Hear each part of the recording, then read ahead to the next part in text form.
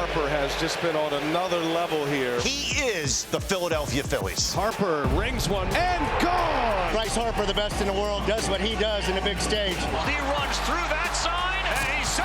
Harper watches it fly! He is amazing. Stare down of Orlando Arcias. If looks could kill. He did it again!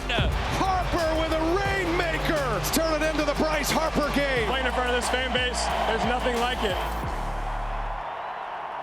You would be hard-pressed to find a guy that loves the city that he plays for more than Bryce Harper when it comes to the city of brotherly love. And it looks like he is going to be manning first base for 162 games in the future. That is according to Dave Dombrowski. He told reporters yesterday that Harper will be the Phillies' everyday first baseman for 2024 and beyond. He had volunteered to play first, remember, after Rhys Hoskins tore his left ACL late in spring training and performed well at the position despite never playing there before. This man is just an athlete, regardless of where he is on the field. Dombrowski said Harper was willing to play either first or the outfield, depending on what the team wanted. Then, quote, the more we talked about it internally, we like the idea of playing him at first. We think he'll develop into a gold glove first baseman. He's committed to doing that. The move signals the end of Hoskins' time in Philadelphia. The Phillies have already declined to give Rhys Hoskins a qualifying offer, so he is now effectively a free agent. Phillies reportedly interested in Sonny Gray as we continue the Phillies coverage.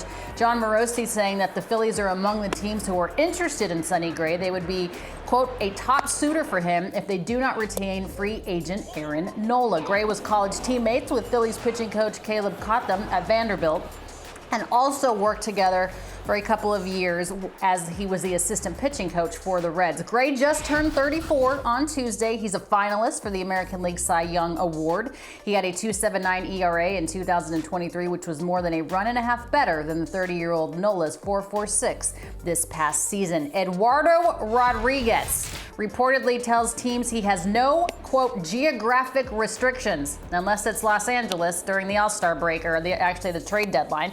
Eduardo Rodriguez turned down a trade to the Dodgers at the deadline since he reported had a desire to remain closer to family on the East Coast. But Jon Morosi is now reporting that the free agent has told teams he has no geographic restrictions when choosing his next team. I wonder what changed. There are numerous teams that are reportedly candidates to sign Rodriguez, including West Coast teams like the Giants, the Dodgers, the Mariners, and the Padres.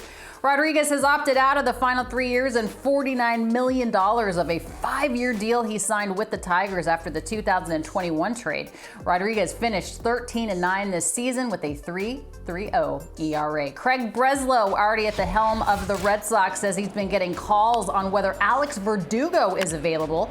The 27-year-old outfielder hit .264 with 13 home runs, 54 stakes, and 81 runs for the Red Sox in 2023. The Yankees are reportedly among the teams that are interested in Verdugo. There could be a possible match between the longtime rivals. Remember, the outfielders for the Yankees had a terrible OPS this season.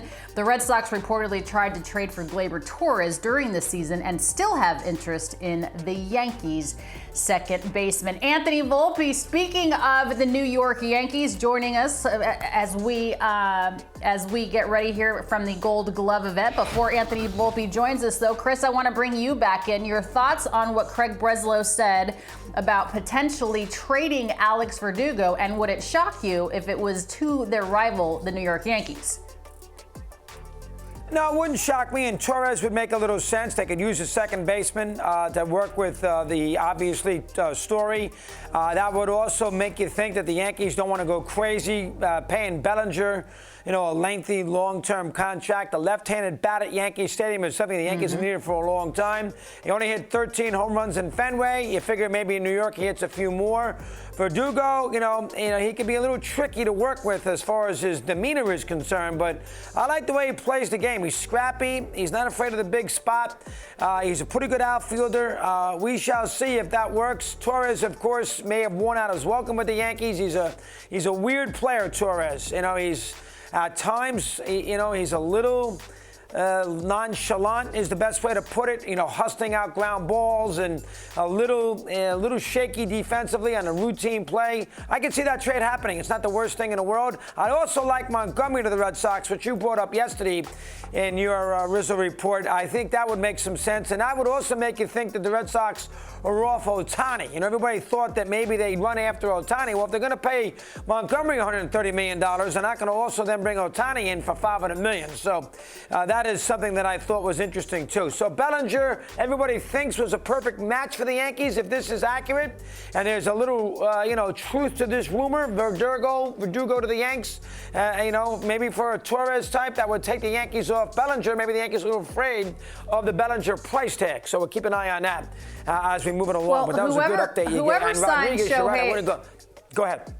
Yeah, whoever signed Shohei Ohtani, you're basically spending $500 million on one player. So it makes it very difficult for you to add other pieces when you're spending that much money on one guy. And remember, Shohei Ohtani can't pitch in 2024. If you look at Alex Verdugo, though, up and down the lineup, as far as the Red Sox were concerned, he was one of their most consistent hitters in terms of production that they had all season long. Alex Verdugo should have been an all-star. He should have been named to the all-star team, and he wasn't. So I do think that Doogie got robbed there. But yes, if you're thinking about a left-handed bat at Yankee Stadium, what Alex Verdugo can get you versus what Cody Bellinger can get you. I'm not saying that Alex Verdugo is Cody Bellinger, especially defensively, but for the price tag, Alex Verdugo might make sense to go to New York because it's a lot less than what Cody Bellinger is going to want. But that'll be interesting to see. Eduardo Rodriguez, man, we really could have used him as a Dodger. We really could have used him at the trade deadline. Said that he had some geographic restrictions. Didn't waive his no trade clause to go to LA, but now it appears that it doesn't matter, that perhaps he is willing to go to the West Coast. I really wish that they would have had him. Perhaps they could have gone a little deeper into the postseason. And you're right, though. The Red Sox need arms, Chris, and I think Jordan Montgomery would be a great fit in Boston. 100%. They need a left. They need pitching in the worst way. Montgomery's good. He knows how to pitch in a big game. He won't be afraid of the Northeast. He pitched at Yankee Stadium. That's a move I would make. And as far as Rodriguez is concerned, I would be very leery about running to him if I was the team. He can talk about geography all he wants. Remember, he took a year off the year before as it was, took a good part of the season off. I wouldn't go near him. It's too risky to me. I would not spend all my money on that. Or make a trade. I would be careful there.